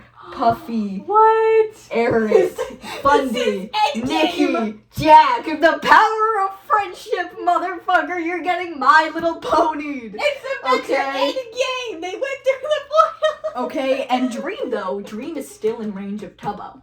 If he can just kill Tubbo, perhaps he can still break into Tommy. But who steps between him but Sapnap? His trusted friend, his brother in arms. He gets in the way, and Tommy grabs Tubbo's hand. He drags him out of range. Okay, and he's head of the brigade here with Puns. Ranboo is there too, though acting a little strangely. We actually find out later that throughout this, Ranboo was an Enderwalk throughout this whole thing. But interestingly, despite Enderwalk having a reputation of helping Dream, he still sides with Tommy and Tubbo. Alright? And Dream admits that, Dream says that he was the one who blew up the community house, which is not what he told Ranboo. So did he lie to Ranboo about that? We actually will get into that. But that's later. And Dream, he's kind of panickingly messaging Techno, and he's like, Techno, you owe me a favor. Techno, please. Techno, but Techno kind of doesn't show up. He was taking a nap at the time. And I'm busy. Okay, look, it's winter. He's hibernating. Aww. And he kind of breaks off their deal. And Tommy, with everyone there protecting, with Dream on his last stand here, there's nowhere else he can run. He grabs the Axe of Peace off of the wall. The weapon Technoblade gifted him. Yes. Okay. And he says something that Dream might find real familiar. He breaks a hole into the ground and asks Dream to put all his stuff inside. Ah! He's this bitch now. Oh, how the turntables, green man. You're not my bitch now. Okay. And he repeats the piece, and Tommy, using the Axe of Peace, takes 2 of Dream's canon lives. What? One after the other. And at one point, Dream, like, because he spawns at the top of his base every time he died, and he would just, like, come back down. Like, once he loses the 2 lives, he refuses to come back down. He's like, no, you can't make me. And Tommy's like, oh, really? Oh, really? And he just turns the axe on himself, and he was like, I will kill myself right now if you don't get down here. What? Because he knows Dream needs him alive, and Tommy may or may not still have that bit of suicidal ideation here, where he's a little too willing to go through with his threat. Okay, and Dream does come down, and Tommy turns the axe on him again. And he hits him again and again. Dream is on his last life. And throughout this, Dream is trying to, like, persuade him to stop. And he's like, Tommy, stop. We're friends. Tommy, we're friends. And when none of that works, Dream says, I can bring people back to life. And Tommy, mid-swing, is just like, huh? And Dream reveals that death isn't quite so permanent on the server. And he has his hands on a little something known as the Revive book. Oh. Which, he says, he got from Schlatt after his death. Now, why Schlatt had the Revive book, I don't know. During his presidency? Like, I don't know when he got it, I don't know why he had it, but he trusted the Revive book to Dream, okay, before his death. And Dream has it now, okay? And he says, and Dream says, if you kill me, Wilbur is gone for good. And Tommy hesitates. Because as much as he wants Dream's head on a pike, as much as he knows that bringing Wilbur back would be a terrible idea, he is a little kid who misses his older brother. And he lowers his weapon. But that Dream doesn't just get away here. Sam, who wasn't really fully aware of much of what Dream was doing, I think he was a member of LoganBerry, but he was kind of doing his own thing. He's like, hey, Dream commissioned me to build a prison. I'll be warden if you want me to lock him up. And so Dream, all his gear is gone. He's taken by Sam into Pandora's Vault, imprisoned by the creation he commissioned to hold Tommy. Dream is locked away. Good. And Tommy and Tubbo, they go back to the remnants of LoganBerry. They go back to their bench with the discs, and they put the music on. And Tommy, while sitting there, he almost feels like reality blurs a little bit. And he feels a hand on his shoulder. And there's Wilbur. Wilbur's back now? Right beside him. Oh, my! And Wilbur, he says that he could feel the plane shifting in the afterlife. This might have to do with the fact of him being a demigod of death. But he could feel the veil between life and death thinning, and he could tell it was Tommy on the other side. And he was very glad he didn't see Tommy in the afterlife. Oh. So he could tell that, like, Tommy was attempting to kill himself. Like, he could feel him getting closer and closer to the afterlife, but never quite crossing through the veil. And he says, I'm proud. And then he's gone. Just like that, some hallucination, a small moment with his real self in the afterlife. And I Tommy, misinterpreted that. Did I? It's just a little moment where Wilbur managed to thin the veil enough that he could talk to Tommy. Oh, he was just like back for a moment. Okay. Yeah, and he says, Dang. I'm proud. And interestingly, despite Ghostbur's wishes of wanting to be revived, Wilbur does not want to come back to life. And once again, that reiterates the fact that these two are separate beings. And that's kind of the end of season 2. But there's something I should talk about before then. Now, when we kind of see him and when he gets introduced is a little interesting. But let me introduce God. God? God. Remember when I mentioned the Pantheon before? And we had kind of like Techno and some other divine beings here. Then there was Drista and Kristen, goddess of death. But there was one more at the top. The very, very top. God. He is called Dream XD, or quite simply XD. And he is the canonical god of the server and holds dominion over the end dimension, which is where you would normally fight the Ender Dragon and beat the game. It's why all of the server members are banned from entering the end. It is God's dominion. Mortals cannot enter. And he appears to be the highest god in the Pantheon and likely holds a connection to Drista, given their similar appearance and capabilities. Like, they too have access to creative. So similar power set. And he also appears to be the creator of the Revive book, and another book we come in later to called the Book of Death. However, both have strict rules, and we'll only really be talking about the Revive book most of the time. I think I mentioned the Book of Death at some point, but it's not really a thing that comes up. He can speak in many voices and has a more true divine form that he rarely showcases, resembling a humanoid in a green cloak with almost like a biblical angel type thing where he has the rings around his head and the wings. Oh. Is this your favorite character? No. God, no. You know my favorite character. I know. I'm like. No, I don't like him. You love characters, though. No, but he's played by Dream, so I don't like him. Alright. He's the one thing. But it takes a lot of energy for him to appear in a human form and talk to someone when they're awake. Talking through dreams is much easier. Perhaps fitting his name. Now, XD's connection to Dream is a confusing one.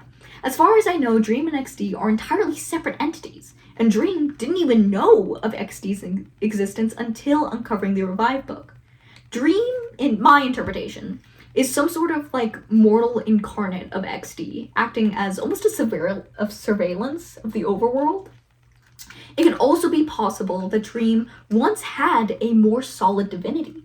He could have previously been a god, but lost it, hence his similarities to both XD and Drista.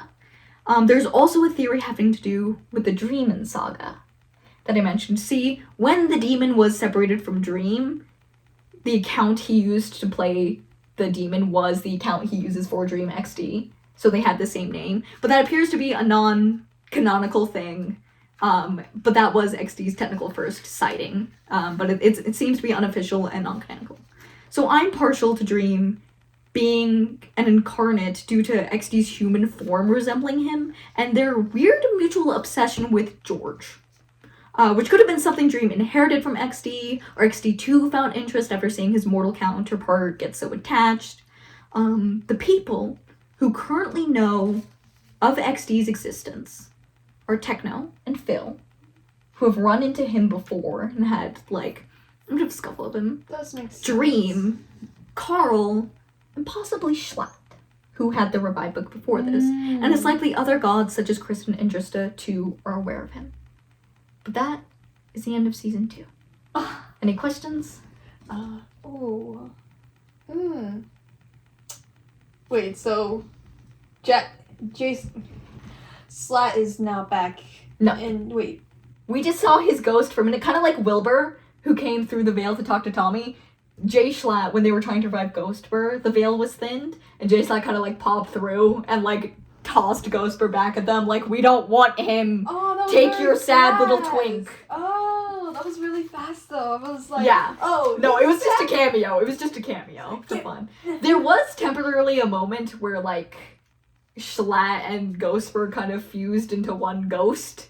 Huh? And it was like, I don't think it was canon, but it was a really weird thing. It was like Ghostbur with the ram horns, and he was like, why do I really want a cigarette? And like every now, like they would switch back and forth on who was control of the brain. Why do I have a taste for whiskey? Exactly, like, but I don't know if that was canon. Huh. Okay. Yeah. Wow, that's season 2. You made it. Good job. Yay. Oh. Okay, I'm gonna end this now.